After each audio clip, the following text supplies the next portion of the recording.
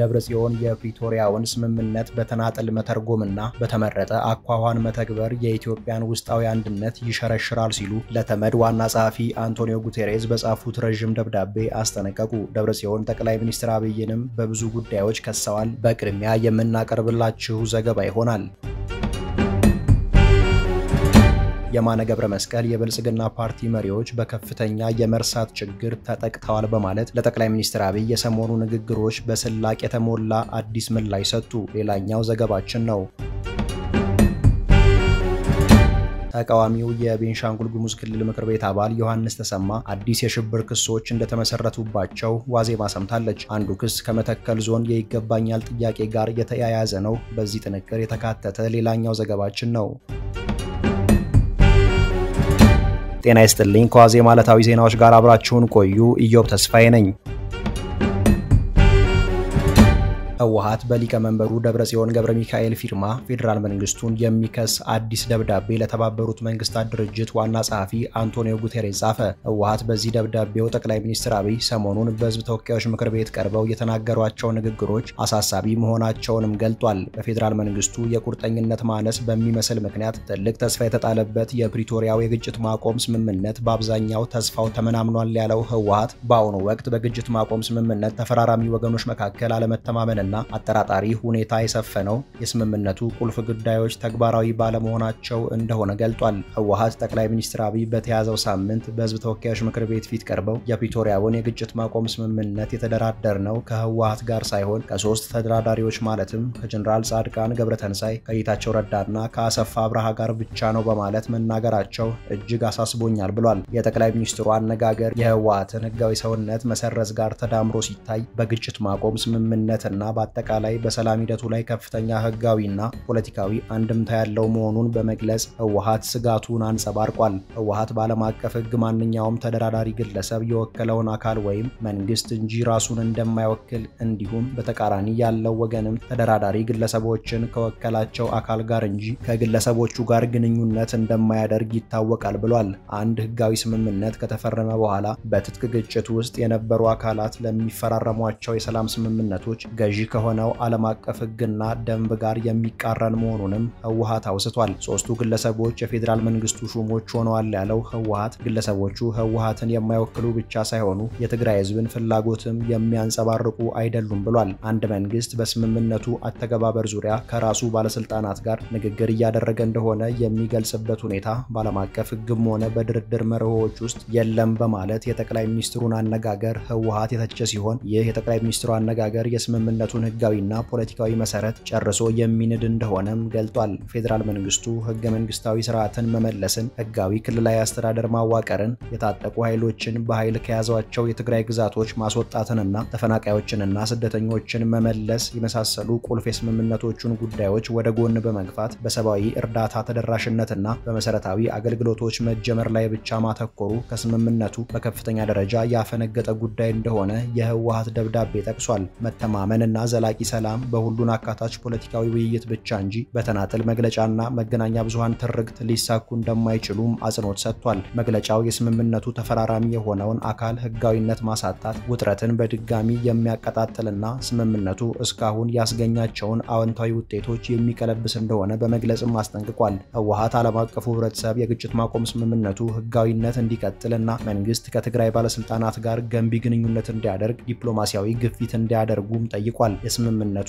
አተረጓጎም ወይም ከስምምነቱ አተገባበር ጋር የተያያዙ ልዩነቶች መፈታት ያለባቸው በንግግር እንጂ በተናጠል አስተዳደራዊና ፖለቲካዊ እርምጃ መሆን የለበትም ያለው ህወሓት ስምምነቱን በተናጠል እንደገና መተርጎምና በተመረጠ አኳኋን መተግበር የኢትዮጵያን ውስጣዊ አንድነት ብቻ ሳይሆን ቀጠናዊና ዓለም አቀፋዊ የሰላም ማዕቀፎችን ይሸረሽራል ሲል አስጠንቅቋል። አደራዳሪዎችና አገሮች እንደ ፕሪቶሪያ ያለ የግጭት ማቆም ስምምነት ግለሰቦችን ሳይሆን ተፈራራሚ ወገኖችን ተገዢ የማድረጉን መርህ እንዲያስከብሩ እንዲሁም የስምምነቶቹ ሁሉም ገጽታዎች ሙሉ በሙሉ መከበራቸውን እንዲያረጋግጡ ጠይቋል። ህወሓት ይህንኑ ደብዳቤ የግጭት ማቆም ስምምነቱ አደራዳሪ ለሆኑት ኦሉሴጉን ኦባሳንጆና የቀድሞ የኬንያ ፕሬዝዳንት ኡሁሩ ኬንያታ ለአፍሪካ ህብረትና ኢጋድ ኃላፊዎች እንዲሁም በኢትዮጵያ የአሜሪካና ብሪታንያ አምባሳደሮች ግልባጭ አድርጓል።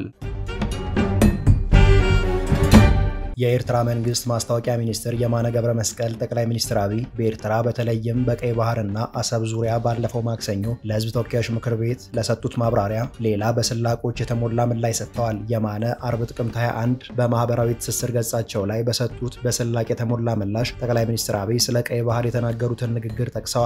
ኢትዮጵያ የቀይ ባህር ባለቤትነቷን በምን መንገድ እንዳጣች የሚያሳይ ኦፊሴላዊ የሰነድ ማስረጃ ወይም ተቋማዊ ውሳኔ ይኖር እንደሆነ ለማወቅ የጠቅላይ ሚኒስትር ጽህፈት ቤትና የውጭ ጉዳይ ሚኒስቴር ካዝናዎችን እንዲሁም የፓርላማውንና የሚኒስትሮችን ምክር ቤትን ቃለ ጉባኤዎች ብንበረብርም አንዳችም ሰነድ ልናገኝ አልቻልንም በማለት የብልጽግና ፓርቲ መሪ ተናግረዋል ያሉት የማነ ይህ ንግግር እንግዳና እንዲያውም አስቂኝ የሆነ ነገር ነው በማለት አጣጥለዋል። የማነ ምናልባት ይሄ የመርሳት ችግር ገና በመጀመሪያ ደረጃ ላይ የሚገኝ ይመስላል በማለት አስተያየታቸውን በስላቅ መልክ ገልጸዋል።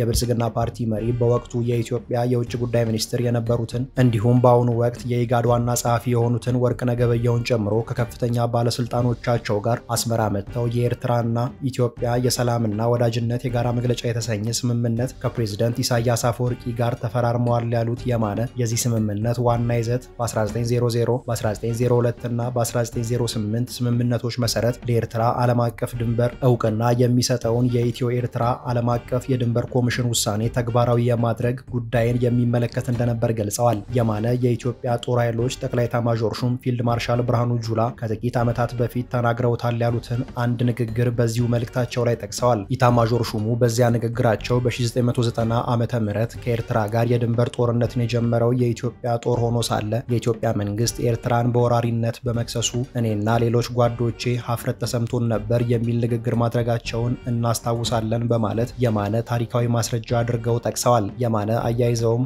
ዛሬ ግን ጠቅላይ ኤታማዦር ሹሙ በዚሁ የመርሳት በሽታ ስለተጠቁ ይመስላል ዓለም አቀፍ ሕግን እንዲሁም የኤርትራን ሉዓላዊነትና የግዛት አንድነት በሚጥስ መልኩ ሐሰት በሆኑ ሰበቦች ተደጋጋሚ የጦርነት ዛቻዎቻቸውና የጦርነት አጀንዳቸው ተቀባይነት እንዲኖረው ለማድረግ ሙከራ በማድረግ ላይ ይገኛሉ በማለት ከሰዋል። የማነ የቀድሞ ጀነራል ባጫ ደበሌ ከ3 ዓመት በፊት ተናግረውታል ያሉትን አንድ ንግግር ጭምር በተጨማሪነት በማስረጃነት አካተዋል። የማነ ጀነራል ባጫ ደበሌ በኢትዮ ኤርትራ ጦርነት በቡሬ ግንባር በኩል አሰብን ለመቆጣጠር የሞከረው የኢትዮጵያ ጦር ሰራዊት ምን ያህል አስከፊ ሽንፈት እንደደረሰበት ሲገልጹ ሰራዊታችን ተጨፈጨፈ፣ ሙሉ በሙሉ ተደመሰሰ በማለት ምስክርነታቸውን ሰጥተዋል ብለዋል። ሆኖም የያኔው ጀነራል ባጫ ደበሌ በተመሳሳይ የመርሳት በሽታ ተጠቅተዋል ያሉት የኤርትራው የማስታወቂያ ሚኒስትር ባጫ ዛሬም አሰብን በወታደራዊ ኃይል ለመያዝ በኤርትራ ላይ ሌላ ዙር የግዛት ማስፋፋት ጦርነት እንዲጀመር እያጋጋሉ ይገኛሉ በማለት ወቅሰዋል። የብልጽግና ፓርቲ ከፍተኛ አመራሮችን ያጠቃው የመርሳት በሽታ አስከፊ ደረጃ ላይ የደረሰ ቢሆንም ተገቢው ሕክምና ግን ያስፈልገዋል ያሉት የማነ የብልጽግና ፓርቲ ከፍተኛ አመራሮች ሕክምናውን በታሪክ ትምህርት መልክ ይውሰዱት በማለት ትምህርቱ በ1940ዎቹ የነበረውን የኤርትራን ከቅኝ ግዛት ነፃ የመውጣት መብት መካድ፣ ኤርትራን በኃይል ከኢትዮጵያ ጋር ማዋሃድና የትጥቅ ትግል እንዲሁም በአርኪኦሎጂ ግኝቶችና ትርጉሞች የታጀበ ጥንታዊና የመካከለኛው ዘመን ታሪኮችን ያካተተ እንደሆነ በመግለጽ ተሳልቀዋል። የማነ ለዚሁ ትምህርት መግቢያ ይሆናል በማለት በኤርትራ የነፃነት ትግል ወቅት በመንግስት ጦር ሰራዊት ላይ ደርሷል ያለውን ሽንፈትና የኢኮኖሚ ውድመት በአሃዝ አስደግፎ የሚዘረዝር የኤርትራ መንግስት ኦፊሴላዊ መረጃ ይሁን አይሁን ያልተገለጠ አንድ መጣጥፍ ጭምር አጋርተዋል።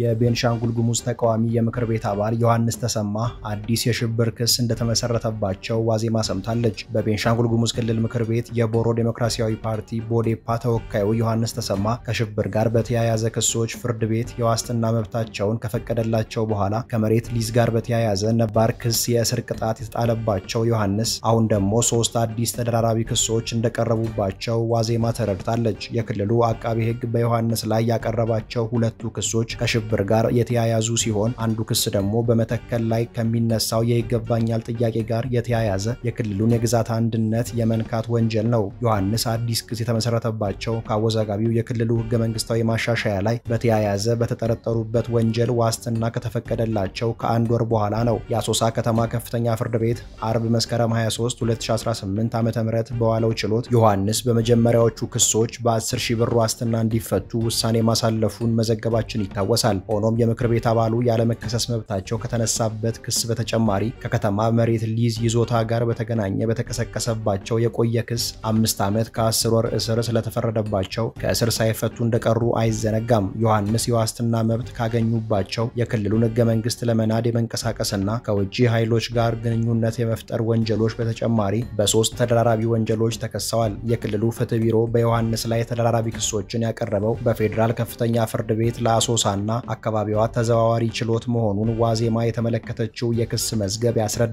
ፍትህ ቢሮ ያቀረበው አንደኛው ክስ የሽናሻ ብሔረሰብ ጥቅም በክልሉ ውስጥ እየተከበረ አይደለም በሚል መተከል ዞንን ከአማራ ክልል ጋር እንቀላቅላለን በሚል አጀንዳ ዙሪያ የመተከል ዞን አስመላሽ ከተባለ ኮሚቴ አባላት ጋር ተነጋግረዋል የሚል እንደሆነ ተረድተናል። ዮሐንስ መተከልን ወደ አማራ ክልል ለመቀላቀል ከመተከል አስመላሽ ኮሚቴና ያለለት ወንድዬ ከተባለ ጋዜጠኛ ጋር ከ2003 እስከ 2015 ዓ.ም ድረስ እንደተገናኙ ክሱ ያብራራል። ዮሐንስ መተከልን ወደ አማራ ክልል ለመቀላቀል አድርገውታል የተባለው እንቅስቃሴ ሕገ መንግስቱን የሚጻረር ስለመሆኑ በክስ መዝገቡ ላይ በዝርዝር ተገልጧል። ተከሳሹ የህዝቦች አንድነት እንዲፈርስና ፌዴሬሽኑ እንዲከፋፈል የሚያደርግ ተግባር በመፈጸምና የአገሪቱን የፖለቲካና የግዛት አንድነት በመንካት ወንጀል እንደተጠረጠሩ የክልሉ ፍትህ ቢሮ በክስ ዝርዝሩ አስረድቷል። ዮሐንስ የቀረቡባቸው ተጨማሪ 2 ክሶች የሽብር ወንጀሎች ሲሆኑ ክሶቹ የቀረቡባቸው የሽብር ወንጀል ለመከላከልና ለመቆጣጠር በወጣው አዋጅ መሰረት ነው። በዚሁ የሽብር መዝገብ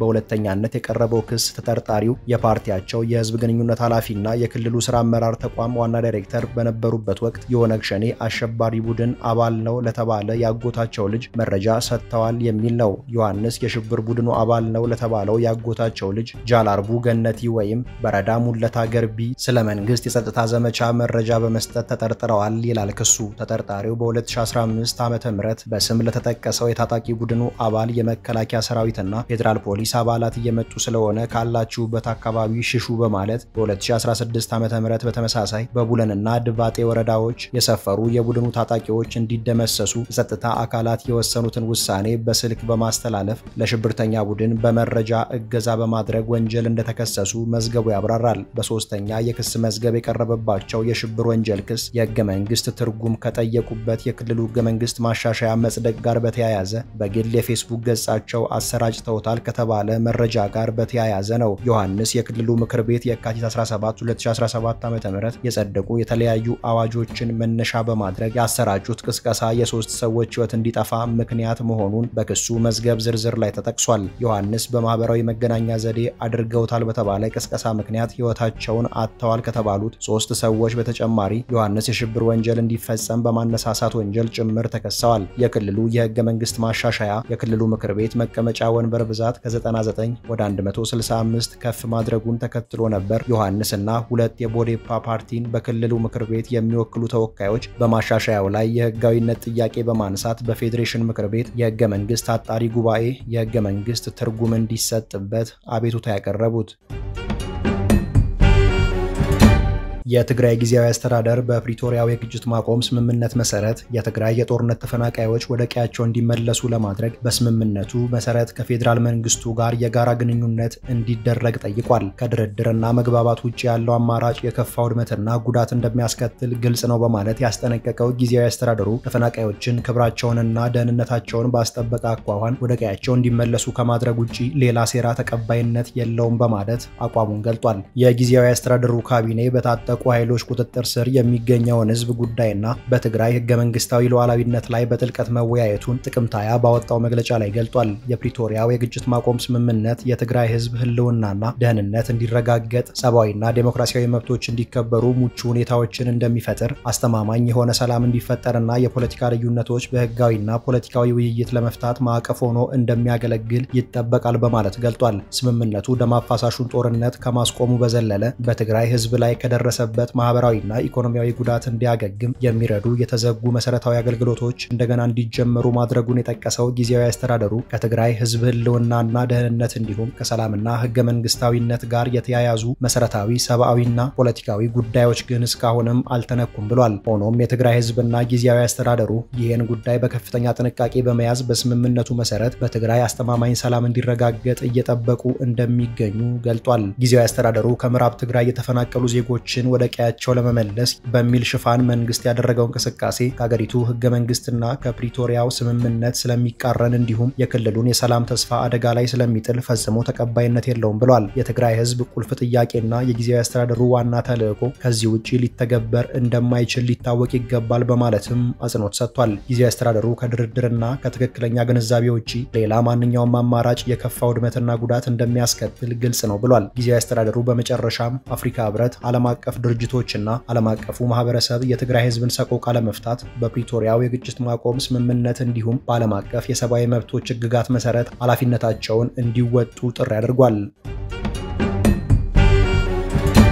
በአዲስ አበባ የሚገኙ የንግዱ ማህበረሰብ አባላት መንግስት ለግጭቶች ተኩስ አቁም አውጆ ለሀገራዊ ምክክር ኮሚሽን ሁኔታዎችን እንዲያመቻች ጠየቁ። የንግዱ ማህበረሰብ አባላት በኢትዮጵያ በተለያዩ አካባቢዎች የሚካሄዱ የእርስ በርስ ግጭቶች ቆመው በአገሪቱ እውነተኛ እርቅና ሰላም እንዲወርድም መጠየቃቸው ተገልጧል። የንግዱ ማህበረሰብ አባላት ይህንኑ ጥያቄ የጠየቁት ሐሙስ ጥቅምት 20 2018 ዓ.ም የንግድ ሚና ለሰላም ግንባታ በሚል ሐሳብ የአዲስ አበባ የንግድና ዘርፍ ማህበራት ምክር ቤት ባዘጋጀው የውይይት መድረክ ላይ መሆኑን የዘገበው ሸገር ሬዲዮ ነው። የውይይቱ ተሳታፊዎች ልዩነቶችን በውይይት መፍታት ለምን ከባድ እንደሆነ ጠይቀዋል የተባሉት የንግዱ ማህበረሰብ አባላት የጦር መሳሪያ አምራች ሀገራት ለአፍሪካውያንና ታዳጊ ሀገራት መሳሪያ እየሸጡ ራሳቸውን ለማበልጸግ እንዲሁም ደሃ ሀገራት የነሱ አሽከሮች ሆነን እንድንኖር እያደረጉን ነው ማለታቸውን ዘገባው ጠቅሷል። ሁሉም በግጭቱ ውስጥ ተሳታፊ የሆኑ ወገኖች አሸናፊም ተሸናፊም የሚሆኑበት መድረክ እንዲፈጠር የንግዱ ማህበረሰብ አባላት መጠየቃቸውንና የንግድ እንቅስቃሴ ሊኖር የሚችለው በመጀመሪያ አገር ሰላም ስትሆን እንደሆነና ያለ ሰላም ግን ምንም ንግድ ማካሄድ እንደማይቻል አጽንኦት ሰጥተዋል ሲል ዘገባው አውስቷል። በአገሪቱ አብዛኛው ህዝብ አምራች አርሶ አደር በሆነባት ሀገር 1 ኪሎ ግራም ሽንኩርት 100 ብር የገባው በሰላም እጦት ምክንያት ከቦታ ቦታ መንቀሳቀስ ስላልተቻለ እንደሆነ የንግዱ ማህበረሰብ አባላት ገልጸዋል ተብሏል። የውይይቱ ተሳታፊዎች በግጭቶች ውስጥ የሚዘረፉት ንብረቶች፣ የሚቃጠሉት ተሽከርካሪዎችና የሚወድሙት ሀብቶች በአብዛኛው የነጋዴው ማህበረሰብ እንደሆኑ መናገራቸውንም ዘገባው አውስቷል። በውይይቱ ላይ የመነሻ ሐሳብ ያቀረቡት የአዲስ አበባ የሃይማኖት ተቋማት ጉባኤ ዋና ጸሐፊ መጋቢ ታምራት አበጋዝ ነፍጥ ማንሳትም ሆነ ጫካ መግባት ለሀገር መፍትሄ እንደማያመጣ አስታውሰው የችግሮች መፍቻ ቁጭ ብሎ መነጋገር ብቻ ነው ማለታቸውን ዘገባው ጠቅሷል። የመንግስት ባለስልጣናት ለንግግር ክፍት መሆን አለባቸው ያሉት መጋቢ ታምራት ማንኛውም አይነት የፖለቲካ ትርጉም ሳይሰጠው እንዲሁም ሰዎች ሳይሸማቀቁ ሀሳባቸውን በነጻነት ማቅረብ የሚችሉበት አውድ በአገሪቱ ውስጥ እንዲፈጠርም መጋቢ ታምራት ጠይቀዋል ተብሏል። የኢትዮጵያ ሃይማኖት ተቋማት ጉባኤ ዋና ጸሐፊ ቀሲስ ታጋይ ታደለ በበኩላቸው ግጭቶች የኢትዮጵያን ህዝብ አገር እንዳያሳጡት አርቆ ማሰብና በጋራ መስራት ያስፈልጋል ማለታቸው ተጠቁሟል። የሀገራዊ ምክክር ኮሚሽን ዋና ኮሚሽነር መስፍን አራያም በአገሪቱ ውስጥ በርካታ የውስጥ ብሶቶች መኖራቸውን በብሶቶች ላይ መነጋገር እንደሚያስፈልግና መግባባት ላይ ሊደረስባቸው የሚገቡ እጅግ በርካታ አገራዊ ጉዳዮች እንዳሉ በመድረኩ ላይ መናገራቸውን የዜና ምንጩ ዘግቧል። ኮሚሽነሩ ኢትዮጵያ በአሁኑ ወቅት ለገንዘብ ሳይሆን ለህሊናው የሚገዛ መሪ ያስፈልጋታል ያሉ ሲሆን እንዲህ አይነት መሪ መፍጠር የሚቻለው ደግሞ በመነጋገርና በመግባባት እርቅና ሰላም ማውረድ ሲቻል ብቻ ነው በማለት አጽንኦት እንደሰጡ ተገልጧል።